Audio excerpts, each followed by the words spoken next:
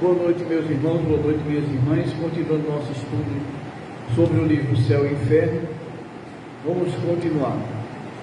Quanto menos vê o espírito além da vida corporal, tanto mais se lhe apega, e assim sente que ela foge e quer retê-la. Em vez de se abandonar ao movimento que o empolga, resiste com todas as forças e pode mesmo prolongar a luta por dias, semanas e meses inteiros. Certo, nesse momento, o espírito não possui toda lucidez, visto como a perturbação de muitos se antecipou à morte. Mas nem por isso sofre menos, e o vácuo que se acha e a incerteza do que lhe sucederá agravam-lhe as angústias.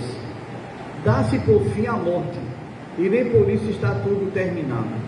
A perturbação continua, ele sente que vive, mas não define se material, se espiritualmente. Luta e luta ainda até que as últimas ligações do perispírito se tenham de todo rompido. A morte pôs termo à moléstia efetiva, porém não lhe sustou as consequências. E enquanto existirem pontos de contato do perispírito com o corpo, o espírito ressente, sofre com as suas imperfeições. Quão diversa é a situação do espírito desmaterializado, mesmo nas enfermidades mais cruéis. Sendo frágeis os laços fluídicos que o prendem ao corpo, rompe-se suavemente. Depois, a confiança do futuro entrevisto em pensamento, ou na realidade, como sucede algumas vezes, falam em encarar a morte qual redenção e as suas consequências como prova, advindo-lhe daí uma calma resignada, que lhe ameniza o sofrimento. Após a morte, longe dos laços, nem por uma só reação dolorosa que o afete, o despertar é intrépido, desembaraçado por sensações únicas, o alívio e a alegria. Isso acontece quando o espírito já tem uma certa consciência, da desencarnação. Para ele isso vai se tornar um alívio, o sofrimento do corpo, como uma doença grave que ele tem, morreu no leito, agonizante. Aí ele se liberta, então ele acha que aquilo ali realmente foi a grande libertação dele. Na morte violenta, as sensações não são precisamente as mesmas. Nenhuma desagregação inicial, a começado previamente a separação do perispírito. A vida orgânica em plena exuberância de força é subitamente aniquilada. Nessas condições, o desprendimento só começa depois da morte e não pode completar-se rapidamente. O espírito, colhido de improviso, fica como aturdido e sente, e pensa e acredita-se vivo, prolongando-se essa ilusão até que eu compreenda o estado que está. Esse estado intermediário entre a vida corporal e a vida espiritual é dos mais interessantes para ser estudado, porque apresenta o espetáculo singular de um espírito que julga material e seu corpo fluídico, experimentando ao mesmo tempo todas as sensações da vida orgânica. Além disso, dentro desse caso, uma série infinita de modalidades que variam segundo os conhecimentos e progressos morais do espírito. Para aqueles cuja alma está purificada, a situação pouco dura, porque já possui em si como um desprendimento antecipado, cujo termo, a morte mais súbita, não vai senão apressar.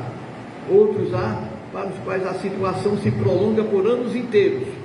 É uma situação essa muito frequente, até os casos de morte comum, que nada tendo de penosa para o espírito adiantado, se torna horrível para os espíritos atrasados.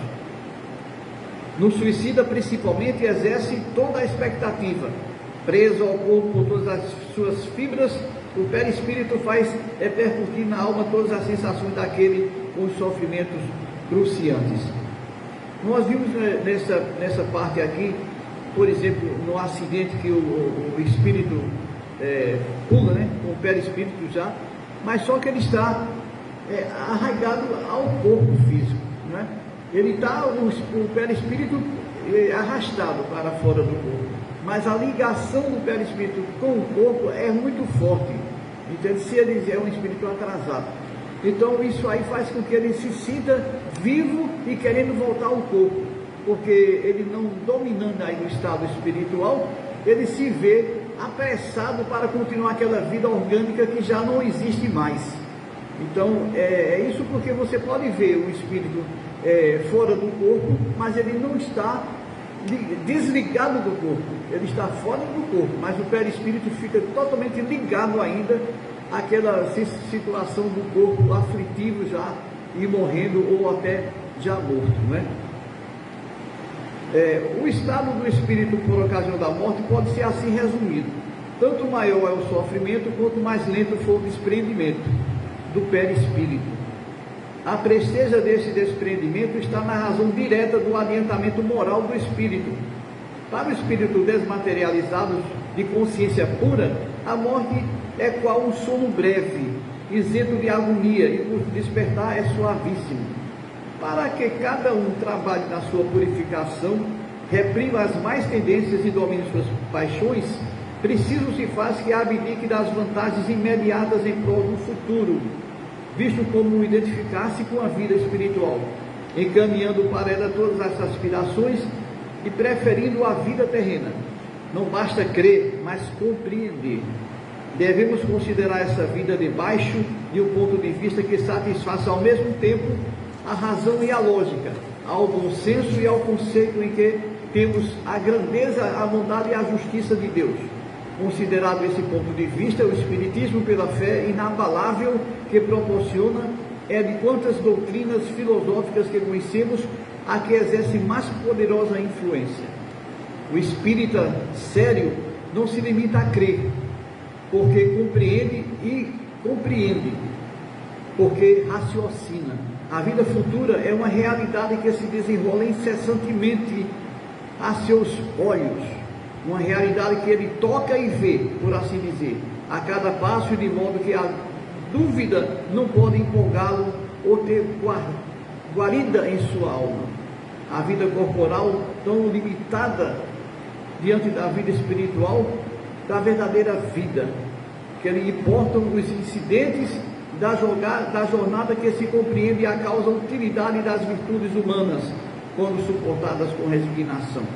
A alma eleva-se nas relações com o mundo visível. Os laços fluídicos que o ligam à matéria enfraquecem-se, operando-se por antecipação do desprendimento parcial, que facilita a passagem para outra vida.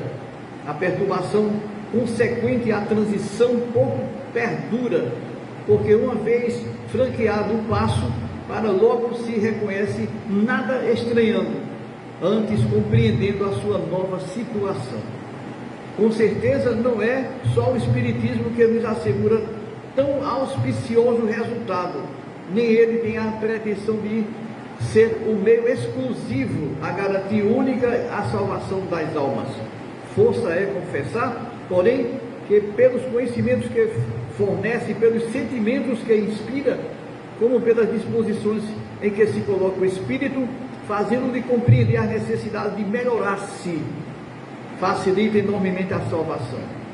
Ele se dá mais a cada um os meios de auxiliar o desprendimento de outros espíritos, ao deixar o invólucro material, abreviando-lhe a perturbação pela evocação e pela prece sincera, que é uma magnetização espiritual, provoca-lhe a desagregação mais rápida do fluido perispiritual, pela evocação conduzida com sabedoria e prudência, com palavras de benevolência e conforto, combate-se o entorpecimento do espírito, ajudando-o a reconhecer-se mais cedo.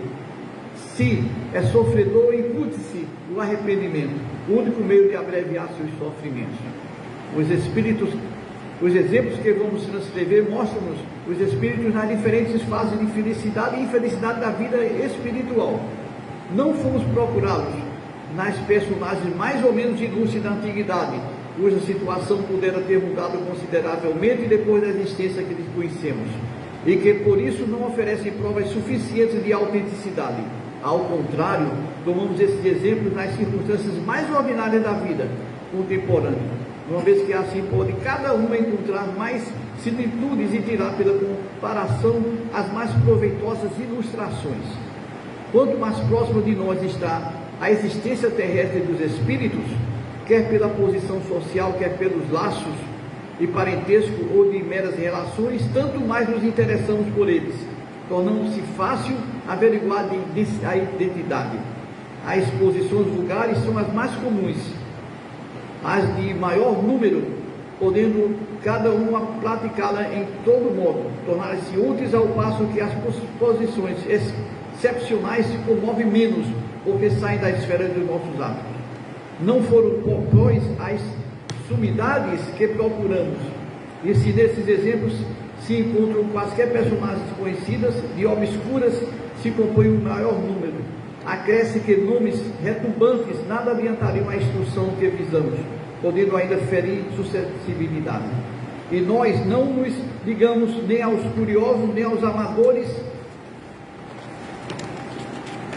de escândalos, mas tão somente aos que pretendem instruir-se. Esses exemplos poderiam ser multiplicados infinitamente, porém forçados a limitar-se o número. Fizemos escolha para que pudesse melhor esclarecer o mundo espiritual e seu estado, já pela situação dos espíritos, já pelas explicações que estavam no caso de a fornecer.